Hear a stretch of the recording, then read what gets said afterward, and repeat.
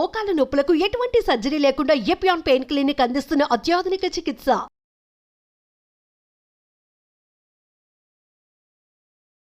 Cancer వస్తే ఇంత ఖర్చు అవుతుంది అంత ఖర్చు అవుతుంది అని చెప్పి మీరు ప్రీమియంలు కట్టండి, ఇన్సూరెన్సులు కట్టండి అని ఒకవైపు ప్రకటనలు చేస్తున్నారు రేడియోలో.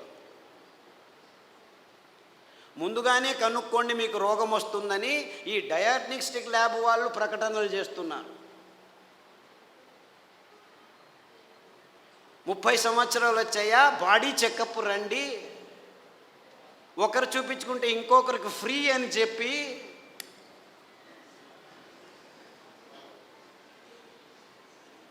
అంటే మీ భయాన్ని అమ్ముకునే ఈ భయంకరమైన సమాజాన్ని మనం నిర్మిస్తున్నామని మనకి ఎవ్వరికీ తలకుపోవట్లేదు.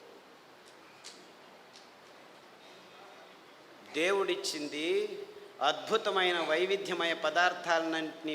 దీనికి కారణం వాళ్ళు కాదు, నేను వాళ్ళని తిట్టడమే లేదు, అంతా మనం చేసుకున్న బుద్ధిమాంద్య పనులే. వాళ్ళు ఇస్తున్న కాఫీలు, వాళ్ళు ఇస్తున్న టీలు, వాళ్ళు ఇస్తున్న పాలు, వాళ్ళు ఇస్తున్న చక్కెర, వాళ్ళు ఇస్తున్న గోధుమ, వాళ్ళు ఇస్తున్న వరి బియ్యం, వాళ్ళు ఇస్తున్న సండే యా మండే కావో అండే అని చెప్పి తెందుల్కర్ వచ్చి జాహీరాతు. పెప్సీ తాగండి అని అమీర్ ఖాను, కోక్ తాకండి అని షారుఖాన్. తప్పు, ఆపోజిట్. అమీర్ ఖాన్ కోకు, ఈడు పెప్సీ. నేను పైనుంచి వస్తాను సల్మాన్ ఖాన్ థమ్సప్ అని వస్తే వాళ్ళు 100 mlలో 45 గ్రాములు చక్కెర అమ్ముతున్నారని ఎవరికీ అర్థం కావట్లేదు. వేల కోట్ల రూపాయలు ఖర్చు పెట్టి డ్యాములు కట్టి నీళ్లను పోగు చేసి చివరికి పెంచేదేమిట్రా మనం అంటే ఈ చెరుకు నుంచి వచ్చే చక్కెర తింటే 1 గ్రాము తింటే మీ రోగ నిరోధక శక్తి 6 నెలలు మాయమైపోతుంది. డెంగ్యూ రావచ్చు, పంగు రావచ్చు, H5N1, H1N1, డెంగ్యూ, పింగు, జింకా, పుంకా, నీపా, ఏనేనో పేర్లు, అంతా అర్థం కాని పేర్లని పెట్టుకొని, ఓ నీపా గబ్బిలాల నుంచి వచ్చింది, గబ్బిలాన్ని చంపండిరా. డెంగ్యూ దోమల నుంచి, దోమల్ని చంపండిరా. పక్షి జ్వరం అక్కి, కోళ్ళ జ్వరం కోళ్ళని చంపండి, పందుల జ్వరం పందులను చంపండి, మ్యాడ్ కౌ డిసీజ్ కౌస్ని చంపండి. మిలియన్స్ ఆఫ్ అనిమల్స్ మారణ హోమం చేస్తూ వస్తున్నాము గడిచిన 15 సంవత్సరాల్లో. కానీ ఎవరికి చెప్పట్లేదు దీనివల్ల వస్తుందని. మ్యాచ్ ద ఫాలోయింగ్ 2వ తరగతి పిల్లాడికి చెప్తే చాలు, మ్యాచ్ చేస్తాడు. కోళ్ళ జ్వరం కోళ్ళ నుంచి వస్తుంది, పందుల జ్వరం పందుల నుంచి వస్తుంది, మ్యాడ్ కౌ డిసీజ్ కౌస్ నుంచి. అయినా అదే మాంసము తినండి, ప్రోటీన్లు కావాలి మీకు. మాంసాహారంలో B12 ఉంది, B12 మీ శాకాహారులకు రానే రాదు అని ప్రపంచం మొత్తాన్ని మాంసాహారం వైపుకు నడిపిస్తున్నారు ఈ విజ్ఞానులు, ఈ డాక్టర్లు. ఆవలిస్తే చాలు మీకు B12 వస్తుంది. సూక్ష్మజీవులు మీ నోట్లో 100,000 రెట్లు ఎక్కువ ఉన్నాయి. మీ దేహంలో ఉన్న జీవకోశాల కంటే ఈ లాక్టోబాసిల్లస్ 70% ఉంది. ప్రతి ఒక్క బ్యాక్టీరియా, మీరు పిల్లాడికి పాలు తాపుతారు కదా, ఆ పాలు పెరుగుగా మారేదానికి పొట్టలో లాక్టోబాసిల్లస్ ఉంది. ఆ లోపల అవుతున్న పెరుగు నుంచే విటమిన్ B12 వస్తుంది. అంటే మీరు చిన్న పిల్లాడికి పాలు ఇచ్చినప్పుడే విటమిన్ B12 తయారు చేసేదానికి జీవితాంతం ఆ లాక్టోబాసిల్లస్ని మీరు పెంచుతున్నారు. ఈ విషయాన్ని ఎవరు చెప్పట్లేదు. అందరూ B12 ఇంజెక్షన్లు తీసుకోండి, ట్యాబ్లెట్లు తీసుకోండి అని చెప్పడం మొదలుపెట్టారు డాక్టర్లు. ఇంత మోసం చేస్తున్నారు. అంటే మీరు నువ్వుల పాలు, కొబ్బరి పాలు తాగితే చాలు, మీరు లోపలే B12 తయారవుతుంది, అక్కడ బ్యాక్టీరియా ఉంది. లేదు, పెరుగు చేసుకోండి కొబ్బరి పాలతో, ఒక 2 చెంచాలు తినండి వారానికి, చాలు B12 వస్తుంది. ఎంత మోసం చేస్తుంది. ఇప్పుడు ఈ కొత్త స్కామ్ ఇది.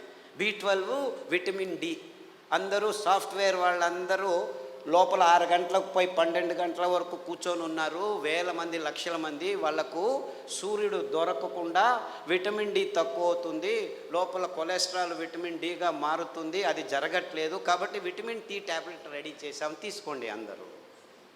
ఏం చెప్తే ఓరా వెధవా వెళ్ళి 1 గంట సేపు ఎండలో ఉండరా అంటే చెప్తే చాలు కదా. లేదు, ఇంకా సులభం. పుట్టగొడుగులు ఎర్గోస్టెరాల్ అని ఒక కాంపౌండ్ ఉంది, దానిని ఎండబెడితే 2 గంటలు అది విటమిన్ Dగా మారుతుంది. సో మీరు రావద్దండి, సాఫ్ట్వేర్లో అలా పని చేస్తూనే ఉండండి, పర్వాలేదు, వారానికి ఒకసారి ఎండబెట్టిన పుట్టగొడుగులను నానబెట్టుకొని 1-2 సార్లు తింటే మీకు విటమిన్ డి వస్తుందని చెప్పొచ్చు కదా వీళ్ళు. ఎందుకంటే విటమిన్ ట్యాబ్లెట్స్ నుంచి ఏ జీవము సరిగ్గా పీల్చుకోలేదు. Supplements are no good at all. Vitamin tablets are useless. అయినా $1 బిలియన్ బిజినెస్ చేస్తున్నారు. ఏ జీవసత్తువైనా మీ దేహంలోకి రావాలంటే సరి అయిన ఆహారం నుంచే రావాలి. సో ఆ ఆహార పదార్థాలని గుర్తించి చెప్పాల్సిన ఈ విజ్ఞానుల రెస్పాన్సిబిలిటీ ట్యాబ్లెట్లను అమ్మేదానికి వాడుకుంటున్నారు. ఇంతే, ఇంకేమీ లేదు. ఒకరోజు ఊదులు, ఒకరోజు అరికెలు, ఒకరోజు కొర్రలు, ఇంకొక రోజు అండు కొర్రలు తిని మునగాకు కషాయం, చింత ఆకు కషాయం, రావి ఆకు కషాయం, వేప ఆకు కషాయం తాగితే అది ఆడవాళ్ళు పీసీఓడి ప్రాబ్లం కావచ్చు, అంటే అండాశయాల్లో ముట్టయితే ఆగదు, ఆగితే రాదు. ఇలాంటి సన్నివేశమైన వీర్యకణాలు లేక మగవాళ్ళకి ఇప్పుడు ఆడవాళ్ళతో సంభోగం చేయాలంటే శీఘ్రస్ఖలనాలు, అదంతకదే లింగం ఆగిపోవటం, సన్నగా అయిపోవటం, రక్త ప్రసారం జరగకపోవటం, ఇలాంటి ప్రాబ్లమ్స్. Viagra $1 billion business. అదే సాక్ష్యం. నేనేమి కట్టుకథలు చెప్పట్లేదు. ప్రపంచమంతా, మన దేశం ఒక్కటే కాదు. అంటే మనిషికి రోగాలు ఎక్కువ అవుతున్నాయి, రోగాల వయోపరిమితి తక్కువ అవుతుంది ఒకవైపు అయితే, మనిషి తత్వాన్నే మార్చేస్తున్నాయి ఈ ఆహార పదార్థాలని ఏ ఒక్కరూ గమనించట్లేదు, చెప్పట్లేదు. ఆడపిల్లలు 14 ఏళ్లకు ముట్టవలసిన వాళ్ళు 6 ఏళ్లకు ముట్టవడం ఏంటి? 100కి 1 పర్వాలేదు, 100కి 90 మంది అవుతున్నారు. ఆడవాళ్ళ మూతి మీద మీసాలు ఉండనేకూడదు, 100కి 90 మందికి మీసాలు వస్తున్నాయి.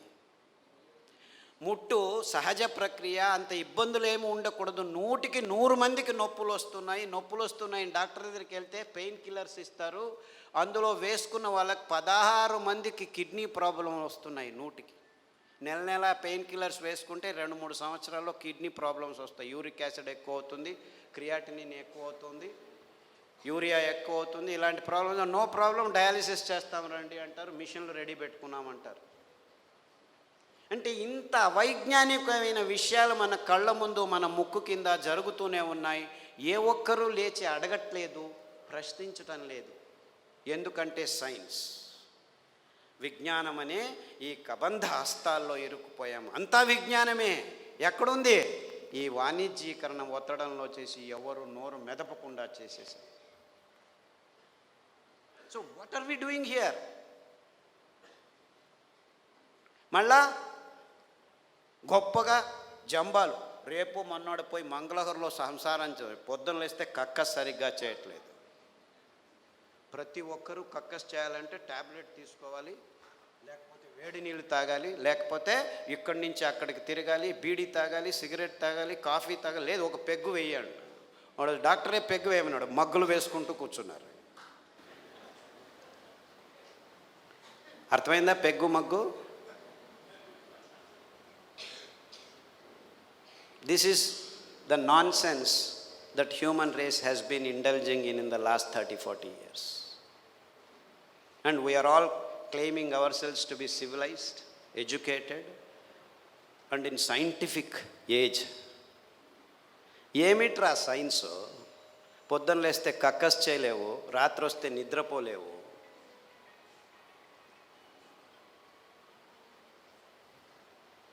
Wear is your science? మళ్ళా నిద్ర రావట్లేదు, మనిషి యోగా చేస్తాను, కూర్చొని యోగా అని కూడా.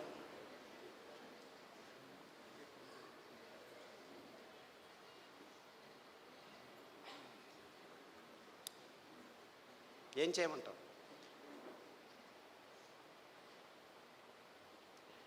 యోగా చేసి నిద్ర రావట్లేదు, ట్యాబ్లెట్ వేసుకున్నా నిద్ర రావట్లేదు.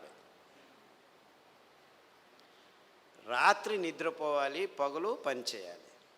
మనం రాత్రిని పగలు చేసి కూర్చున్నాం, ఎలా నిద్ర వస్తుంది? లైట్లు వేసుకుంటున్నాము, రాత్రంతా లైట్లు. అస్సలకు ముందు నీవు చీకటి చేసుకొని రూములో పడుకుంటే అద్భుతమైన ట్రిగ్గర్స్ మీ మెదడులో జీవరసాయనిక రసాల్ని ఉత్పాదనం చేస్తాయి.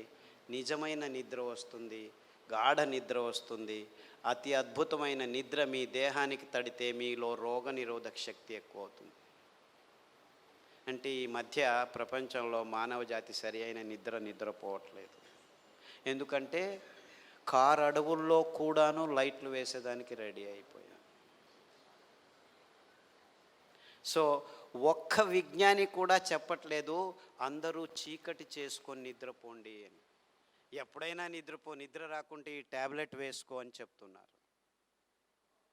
మీరు 10 సంవత్సరాలు నిద్ర కోసం ట్యాబ్లెట్ తీసుకున్న వాళ్ళు నా దగ్గరికి వస్తే 3 గంటలు చీకట్లో కూర్చో, ప్రతిరోజు ధ్యానం చెయ్యి, పుస్ అని ఊదొద్దు, ఊరికే దేవుడిని తలుచుకో.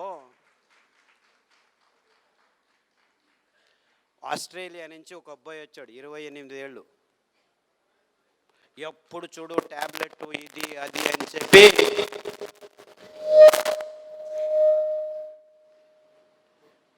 నరాలు వణుకుతూ నిద్ర లేక, నిద్రకు ట్యాబ్లెట్లు తీసుకుంటే నిద్ర రాక, చివరకు భోజనం చేసేదానికి వేళ్ళు వంగక అతి భయంకరమైన స్థితిలో వచ్చాడు. నిద్రపోయి 30 రోజులైంది. ఇలా కళ్ళు ఇలా అయిపోయాడు. వాళ్ళ అమ్మ నాన్న ఎంతో బాధపడుతూ ఇలా అయిపోయాడు, ఆస్ట్రేలియాకి తీసుకెళ్ళాము, అమెరికాకి తీసుకెళ్ళాము, అన్ని మందులు ఇచ్చాము, ఏమీ కావట్లేదు.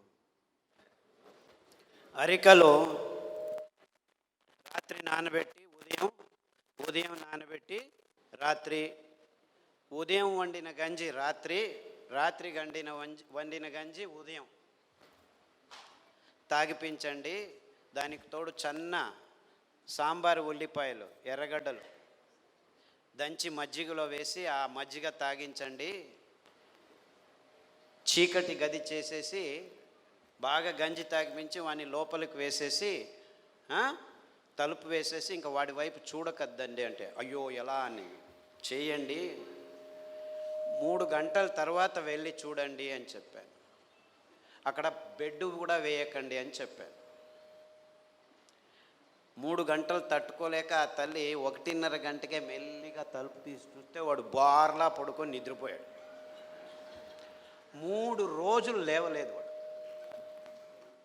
ఫోన్ చేసి లేవటమే లేదు, లేపి గంజి ఏమీ చేయొద్దండి, నిద్రపోనివాడు. 3 రోజులు కాదు 6 రోజులు నిద్రపోయినా ఏమి ఇబ్బంది లేదు అని చెప్తే 3 రోజుల తర్వాత లేచి కంప్లీట్లీ ఆల్ రైట్, మళ్ళీ ల్యాప్టాప్ తీసుకుంటాను అంటాడు. వేదవా, ఆ ల్యాప్టాప్ నుంచే నీకు ఈ రోగం వచ్చిందిరా.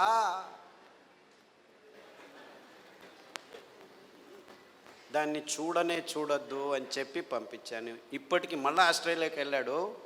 ప్రతిదినం రోజు రూమును చీకటి చేసుకొని పడుకుంటున్నాడు. సో ఎవరెవరికి నిద్రపోయేదానికి అది ఒక కారణం కావంటే ప్రతి 10 నిమిషాలకు లేచి ఉచ్చలు పోసేదానికి రెడీ అయిపోతున్నారు అందరూ.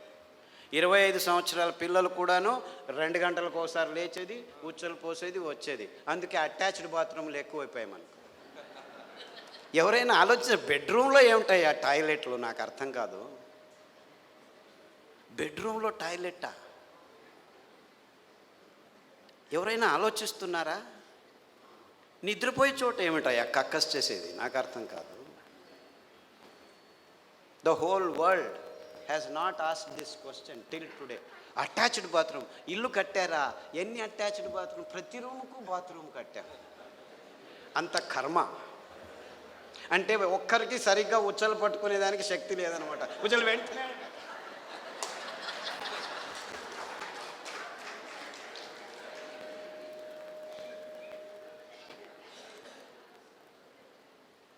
అండుకొర్రల గంజి తాగండి.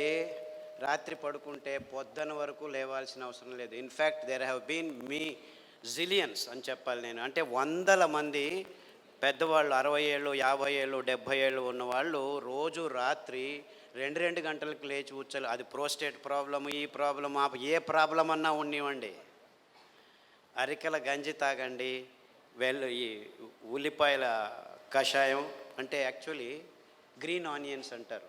అంటే ఆనియన్ వేస్తే పచ్చగా వస్తాయి. ఆ ఆనియన్ గ్రీన్ ఆనియన్ షాలెట్స్ అంటారు, దాని కషాయం తాగండి, రావి ఆకు కషాయం తాగండి, గరిక ఆకు కషాయం తాగండి, కొబ్బరి నూనె, వేరుశనగ నూనె వారం వారం మార్చి తాగితే 6 రోజుల్లో మీరు పూర్తి శాంతంగా సమాధానంగా 10 గంటలకు పడుకుంటే 5 గంటల వరకు లేవాల్సిన అవసరం లేదు.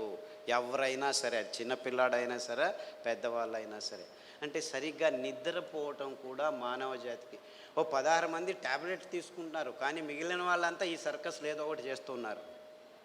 చిన్నపిల్లల వరకు ఈ రోగాలు వచ్చేసాయి. అంటే మనం గట్టిగా సాయంకాలం 1 గంట నడిచిన తర్వాత ఈ పనులు చేస్తే 6 వారాల్లో అందరూ సరిగ్గా నిద్రపోతారు, ఏమీ ఇబ్బంది లేకుండా.